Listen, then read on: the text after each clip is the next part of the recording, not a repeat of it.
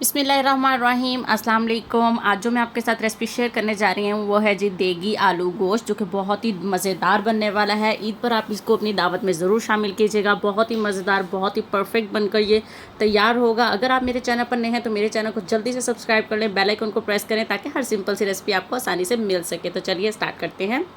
सबसे पहले मैंने यहाँ पर ले लिए हैं जी प्याज। इनको मैंने फ्राई कर लिया है, बहुत अच्छी तरह से इनको ब्राउन कर लिया है। 4 मैंने यहाँ पर प्याज दिए थे।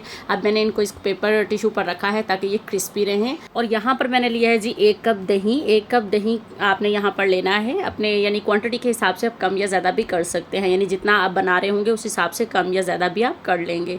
तो यहाँ देखिए सारे प्याज जो है वो मैंने एक ब्लेंडर में डाल दिए हैं। इसके अंदर हम डाल देंगे जी दही। पूरा 1 कप जो है वो सारा हमने दही इसके अंदर शामिल कर देना है। 4 प्याज जो मैंने ब्राउन किए थे वो भी मैंने इसके अंदर सारे शामिल कर दिए हैं और उसके अंदर अब 1 कप मैंने दही डाल दिया है। अब हम इसको कर लेंगे जी बहुत अच्छी तरह से ब्लेंड। तो यहाँ देखिए मैंने इसको ब्लेंड कर लिया है और एक बहुत ही अच्छा सा स्मूथ सा इसका पेस्ट बन गया है। इसको हम फिलहाल रख देंगे जी एक साइड पर। तो यहाँ मैंने एक पैन में डाली है जी घी। घी में बना रहे हैं हम, बहुत ही अच्छा टेस्ट आएगा अगर आप घी में ये देगी आलू गोश्त को बनाएंगे।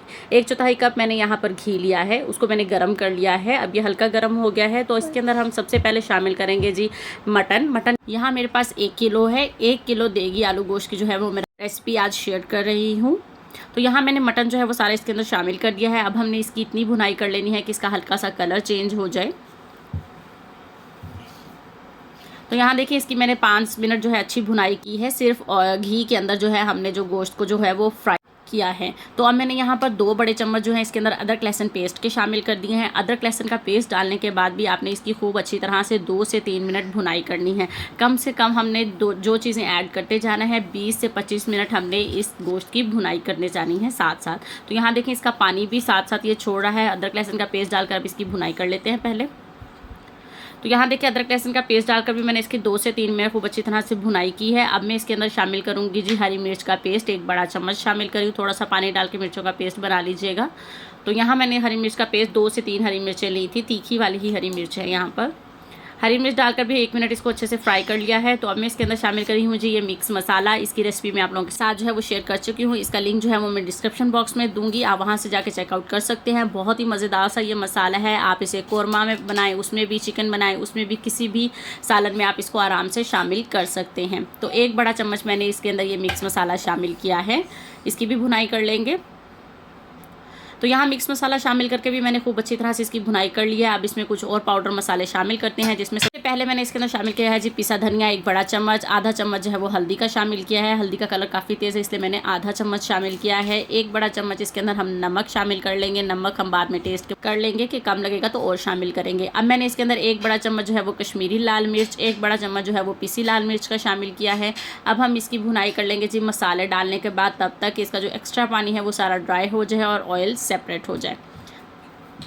बहुत ही सिंपल से इंग्रेडिएंट्स के साथ आज हम देगी आलू गोश्त बना रहे हैं। बहुत ही अच्छा कलरफुल सा हमारा देगी आलू गोश्त यहाँ पर आज बनकर तैयार होगा। तो यहाँ देखिए खूब अच्छी तरह से भुनाई हो चुकी है मसालों के भी। अब मैंने इसके अंदर जो पेस्ट बनाया था हमने दही और प्याज का, यानी ब्राउन प्याज जो हमने दही पेस्ट बनाया था वो सारा हमने इसके अंदर शामिल कर देना है। सारे जो जार को वो अच्छी तरह से आप लोगों ने साफ़ कर लेना है ताकि सारा जो मसाला है वो अच्छी तरह से इसके अंदर पेस्ट है वो सारा इसके अंदर शामिल हो जाए। अब पेस्ट डालकर भी इसकी खूब अच्छी तरह से भुनाई करते हैं।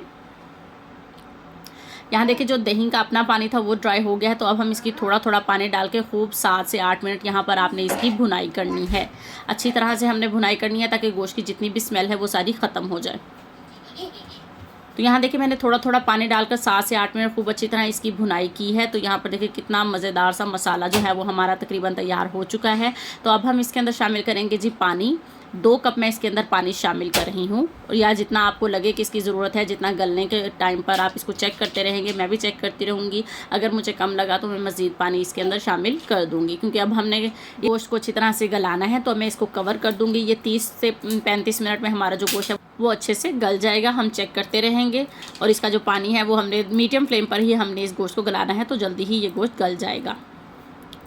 तो देखिए मैं दरमियान में चेक करती रही थी। अब मैं एक बार फिर से चेक कर लेती हूँ, थोड़ी सी कसर बाकी थी तो अब मैं देख लेती हूँ जी गोश्त जो हमारा है वो अच्छी तरह से गल चुका है। तो यहाँ पर देखिए आधे से ज़्यादा जो पानी है वो ड्राई हो चुका है। तो मैंने सिर्फ 2 कप में ही इसके अंदर पानी शामिल किया था, मज़ीद पानी शामिल करने की ज़रूरत नहीं रही थी।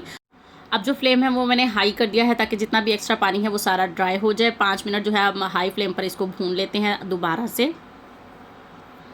तो यहाँ पर देखें जी अच्छी तरह से ऑयल सेपरेट हो चुका है। भुनाई जो है वो मैंने मज़ीद 5 मिनट जो है वो और कर ली है। तो अब मैं इसके अंदर शामिल करूँगी जी आलू। आलू मैंने यहाँ पर 3 लिए हैं, उनके थोड़ा सा बड़ा साइज़ में कट किया है क्योंकि आलू जो है वो गोश्त में थोड़े से बड़े हों तो वो ज़्यादा अच्छे लगते हैं। तो आलू डालकर भी इसको थोड़ा सा मिक्स कर लेते हैं ताकि सारे मसाले में जो है आलू भी अच्छी तरह से मिक्स हो जाए।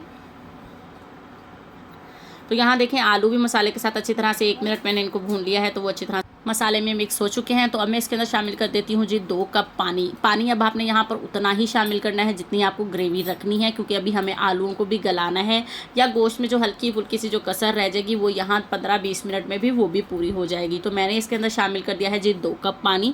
जितनी ग्रेवी जितना शोरबा आपको रखना है उस हिसाब से आप यहाँ पर पानी शामिल करेंगे।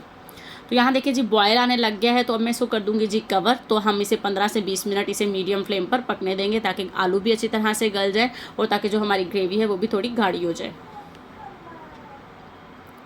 तो देख लेते हैं जी 20 मिनट हो चुके हैं। तो अल्हम्दुलिल्लाह जी बहुत ही मज़ेदार, बहुत ही शानदार सी जो खुशबू है ना पूरे घर में इस वक्त आ रही है। तो आप देख सकते हैं इसकी लुक भी कितनी मज़े लग रही है। बहुत ही मज़ेदार सा हमारा देगी आलू गोश्त जो है वो यहाँ पर बनकर तैयार हो चुका है। आप देख सकते हैं मैंने इसकी ग्रेवी ना ज़्यादा रखी है ना कम रखी है, यानी कि आराम से आप इसको खा सकते हैं। तो यहाँ मैंने भी फ़िलहाल हाई फ्लेम कर दिया है ताकि थोड़ी सी और ये गाढ़ा हो जाए। तो अब मैं इसके अंदर शामिल कर दूँगी जी हरी मिर्चें कुछ साबुत। तो यहाँ पर देखें कितना कलरफुल सा ये बन गया है। थोड़ा सा हरा धनिया शामिल कर देते हैं। हरा धनिया आपको पसंद हो तो शामिल कर दीजिएगा, नहीं तो आप इसको स्किप भी कर सकते हैं। तो यहाँ पर अब मैं कर देती हूँ जी फ्लेम लो और इसे रख देते हैं 1 मिनट के लिए ताकि जो ऑयल घी है वो ऊपर की तरफ आ जाए।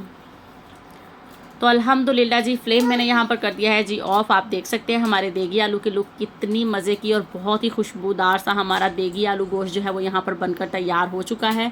बहुत ही सिंपल ये रेसिपी है। आप लोग इसको ईद पर ज़रूर बनाइएगा, अपनी दावत में इसको ज़रूर शामिल कीजिएगा। आप वैसे भी बना सकते हैं, आप इसी सेम रेसिपी को बीफ में भी बना सकते हैं और चिकन में भी बना सकते हैं।